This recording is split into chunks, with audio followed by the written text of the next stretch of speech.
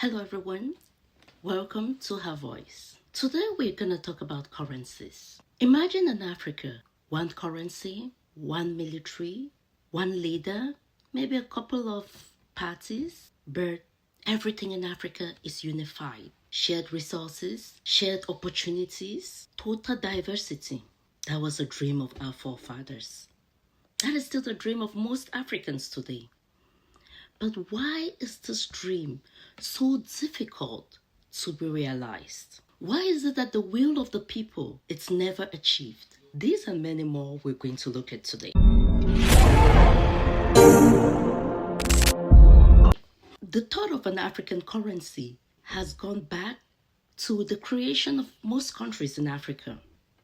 Africa is one of the oldest continents, but these new countries we have today, like Nigeria, South Africa, Kenya, Uganda, these are all countries that were created around the 1950s when Africa got its independence. Kwame Nkrumah, the first president of Ghana, actually mentioned something about a unified currency of Africa. He dreams of a unified state of Africa. One politics, one economy entry with a single currency. Unified institutions, shared destiny. Thomas Sankara of Burkina Faso around the 1980s also mentioned something like that. Africa's economic sovereignty, not only by naming specific currencies, but firmly opposing economic dependency and external control. Africa taking care of its own currencies and its own needs. Then we have Gaddafi in 2009 mentioned a unified Africa, unified government, a continent-wide passport, an army, a currency. All these is not just talk. There have been instances that the framework has been brought together, but it's not widely known. In 1999, the Abuja Treaty laid formal foundations, a roadmap to an African economic community under a single currency. In 1999, the Star Declaration reaffirmed that goal, but still didn't provide a guideline. Most recently, we are hearing of Julius Malema of South Africa, talking about one Africa, one president, one parliament, one currency. He is not alone. There's many people that really want this dream. But why is this dream so far-fetched? We all know that this dream threatens the West. But why just the West? Why does this dream not threaten the global South, China, or Russia? The West is a crumbling economy, and they look for every single way to hold on to power. And one of those ways, or the major way the West has held on to power, is by suppressing Africa, stealing resources, doing regime changes, fighting wars, testing all their chemical weapons in Africa. But still, Africa rises, killing one democratically elected leader and electing a puppet. We can see the case of Thomas Sankara, Kwame Nkrumah, the presidents of Congo. All over Africa, in each African country, there has been a democratically elected president who was killed and replaced with a Western puppet. That is the way the West suppresses this dream, especially when any leader talks about Pan-Africanism. Any leader talks about unifying Africa. Oh, you've dug your grave. A single currency will mean that Africa is going to position itself as a rival to the United States of America, to the EU, to Russia, and to Japan. Russia, Japan, and China are okay with that. But the United States and the EU, they can't have that on their plate. It means the dollar will no longer be valuable. They can no longer come and steal the resources of Africa. That means the Western power is going to fall. That is why they resist it. And they resist by changing a democratically elected leader, using a small minority group which is not happy with the president, destabilize the whole nation. We talk about a currency, but what does it take to have a currency? We know countries like Ghana, Nigeria, many African countries actually own their currency, except for the CFA, which is a colonial backbone. Most African currencies. So it means the framework to own a currency already exists in most African countries. We just need to unify all these frameworks to get something unified. We can see the PAP payment system. That settlement system rivals the SWIFT system. cheaper, settles faster. Your money doesn't need to go to Europe. If all African countries can implement PAP system, that is the first step. Issuing authorities, something like a Pan-African Central Bank that can easily be created. We can easily create that because it already existed in all those other countries. We just need to unify it to a centralized system. The monetary policy house, something that has to regulate interest rates, regulate inflation, align micro policies, currency production, and a digital foundation. The main thing about Africa having a currency right now is we no longer have to print cash.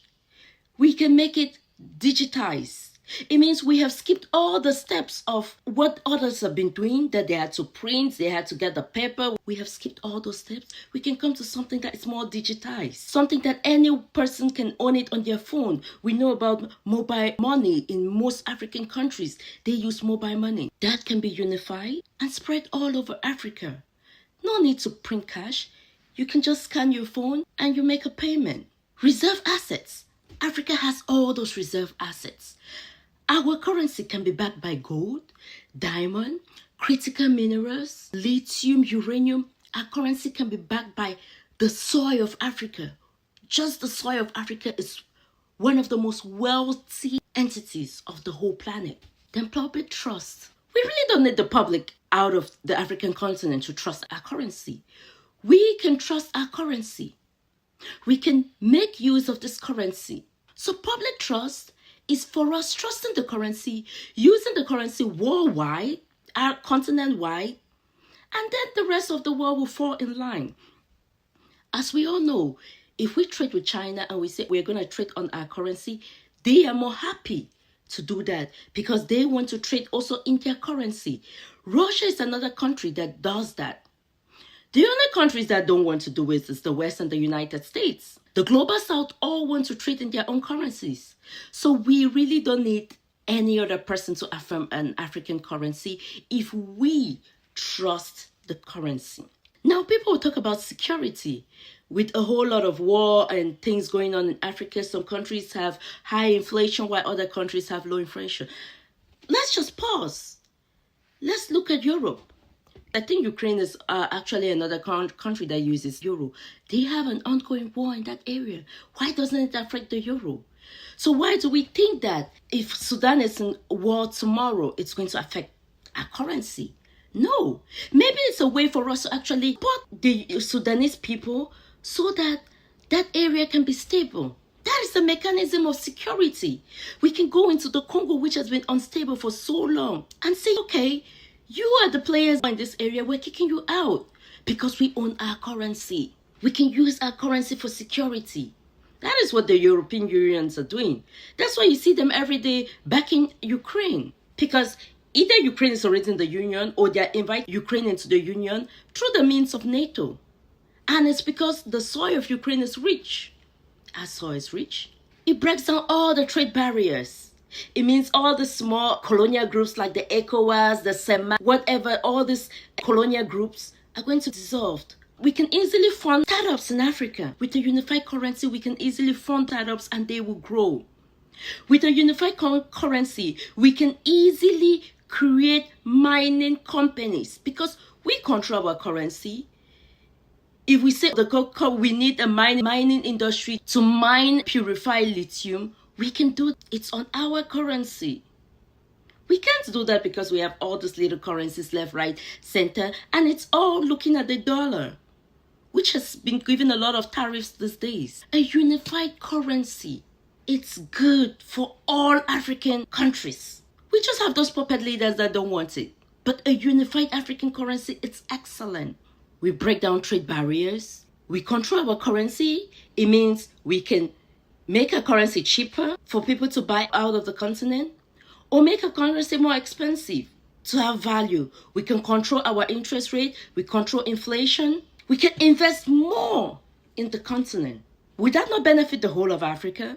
So if your leader is against that, have a rethink. Ask him who is funding him.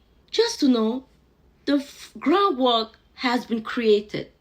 The frameworks are existing. The settlement system is existing. The monetary policies exist. Think about one Africa, one currency. Let's start with one currency before we go to one military. Think about it. No more wars, no more destabilization, no trade barriers, easy movement, easy to start to make startups, easy to fund a small project because we have the control. My dear Africans, let us think. Let us push our presidents, let us push our leaders to this movement. It is good for us. Let's think about it. A unified Africa with a single currency for a start. We already have the foundations. We just need the people to do it. And this is the right time. The time is now for us to have this currency. If you like my channel, if you like it, please subscribe to the channel. Have yourself a good day.